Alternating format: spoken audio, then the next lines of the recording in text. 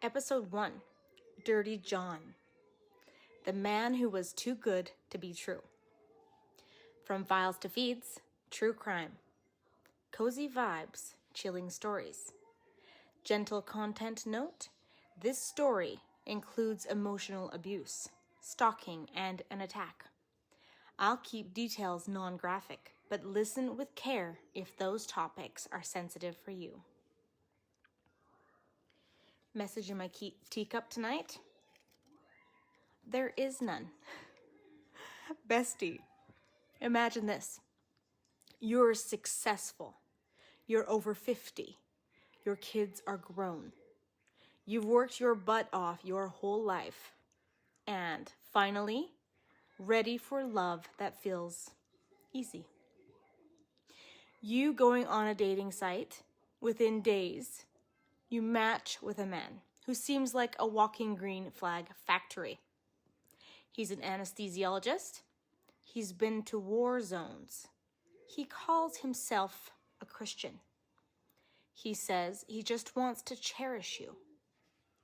Your friends are like, OMG, he's perfect. Your daughters are like, absolutely not, Mom.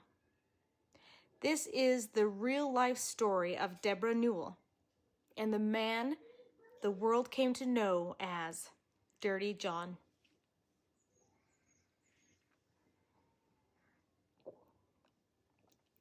Welcome to Files 2.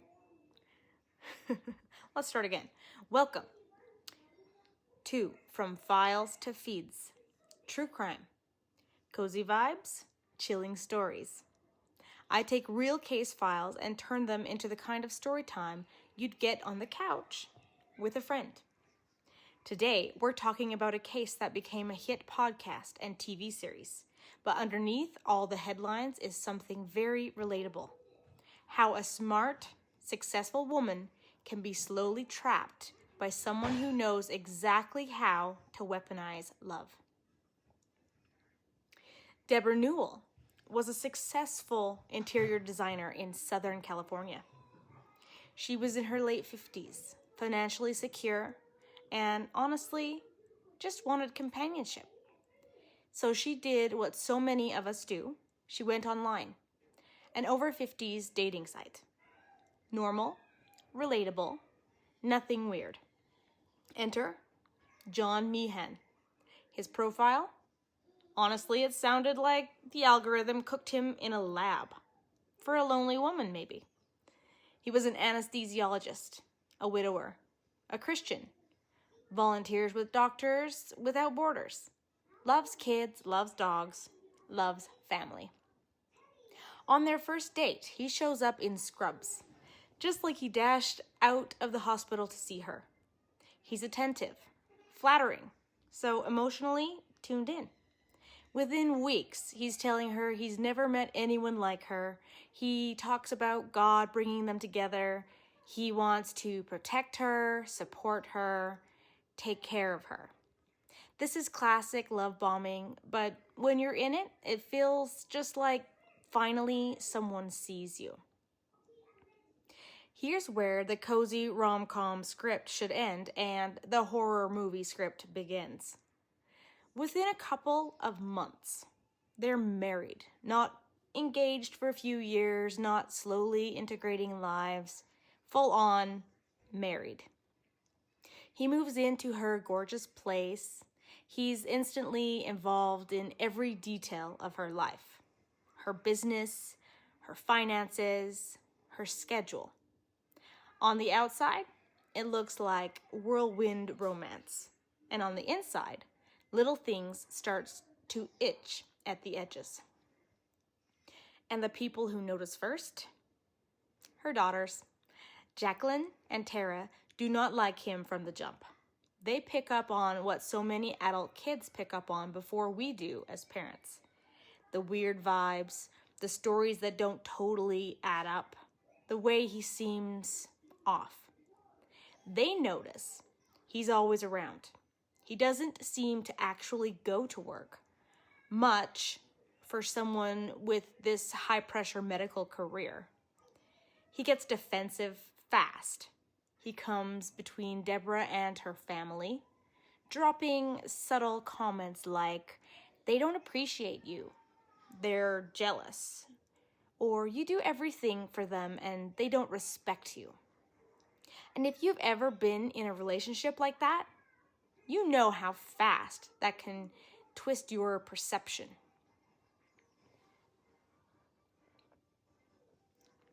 One night, Deborah and John say an intruder shows up in their living room.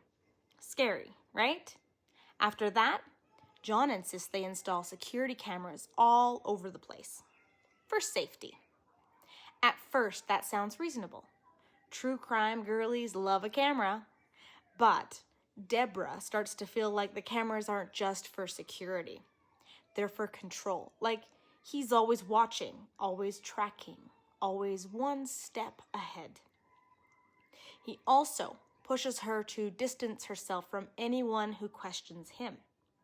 Family who voice concerns, they're toxic. Friends who Google him, all liars. Daughters who hate him, ungrateful. This is how coercive control works. It's not always screaming and drama. Often, it's quiet, relentless isolation.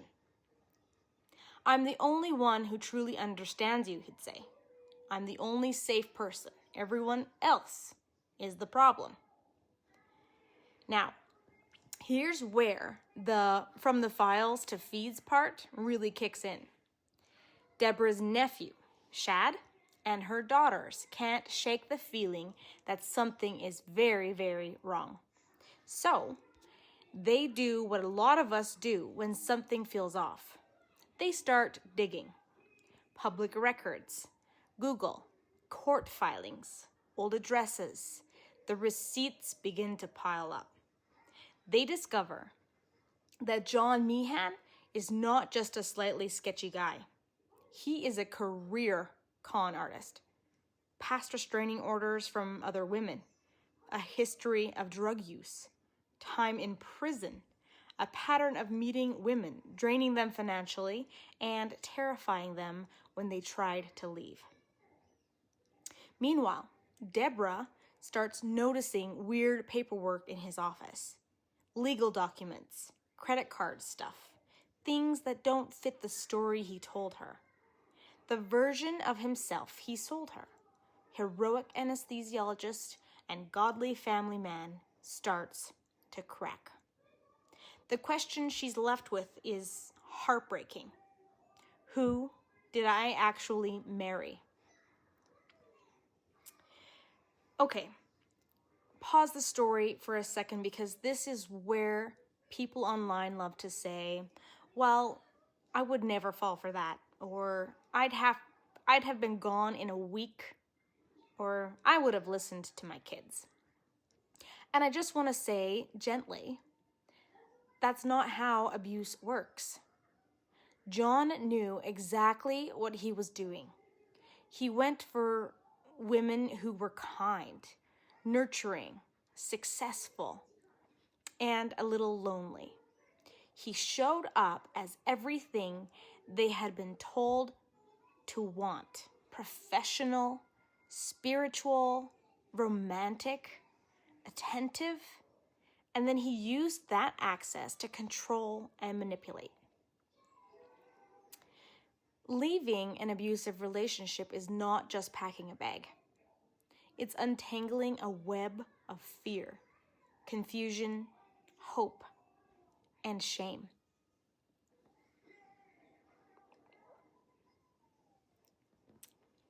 Deborah did leave him more than once. She filed for an annulment. She hid in hotels. She wore disguises. She tried to quietly untangle her life from his. But like so many abusers, he didn't just let her go. After Deborah pulls away, John switches tactics. He cries. He apologizes. He blames his past. He plays the sick, vulnerable victim. He threatens lawsuits against anyone who speaks out about him. He frames himself as the one being persecuted, hoping to drag Deborah back in by making her feel guilty and responsible for him. Meanwhile, her daughters are watching him more and more closely. They're convinced he's still circling the family. They believe he's stalking them. Cars that look like his rentals, strange feelings of being watched. The tension just builds. And then one day, it snaps.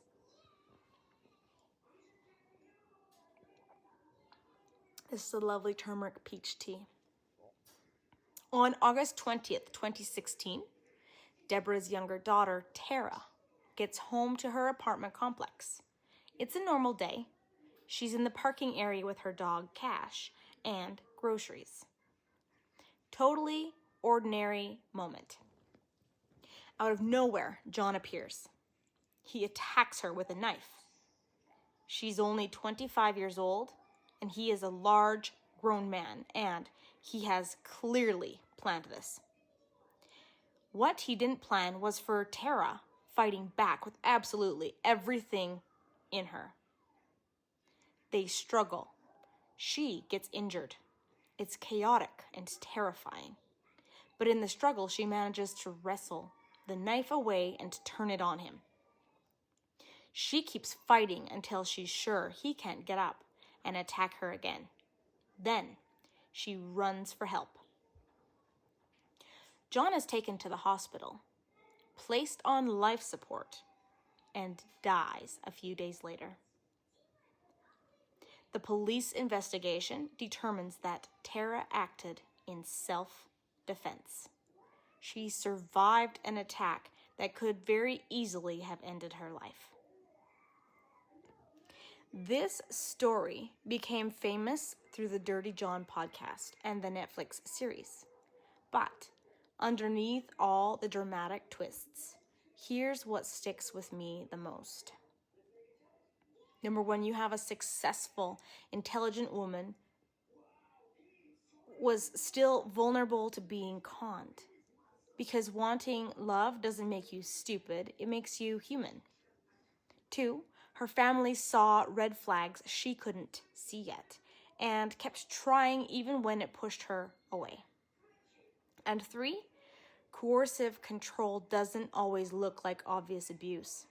It can look like spiritual language, romantic gestures, and an I just want to protect you. And last, in the end, it was her daughter's awareness, strength, and sheer will to live that broke the cycle. So if you're listening to this and thinking, I've ignored red flags because I didn't want to be alone, or I've had a partner who moved way too fast and made it feel like a fairy tale, or I've had someone who uses God therapy, language, or soulmate talk to just get past my boundaries. You're not dumb. You are not emotionally damaged. You're exactly the type of person these predators go for. Caring, hopeful, capable of deep love. The lesson from Deborah's story isn't never online date or trust no one. It's slow down. Believe the red flags the first time. Listen when multiple people who love you are worried. And remember that you don't owe anyone your safety, your money, or your future just because they say all the right words. This was episode 1 of From Files to Feeds, True Crime. Cozy vibes and chilling stories. If you found this story interesting or eye-opening, follow for more real-life cases told like late-night couch conversations. And seriously, if anything in this story feels too familiar in your own life, please talk to someone you trust or reach out to a local domestic violence or abuse hotline. You deserve to feel safe and cherished, not controlled and afraid. Let me know in the comments, have you ever had a too good to be true dating experience that turned out not great? I'll see you in the next episode. Bye for now.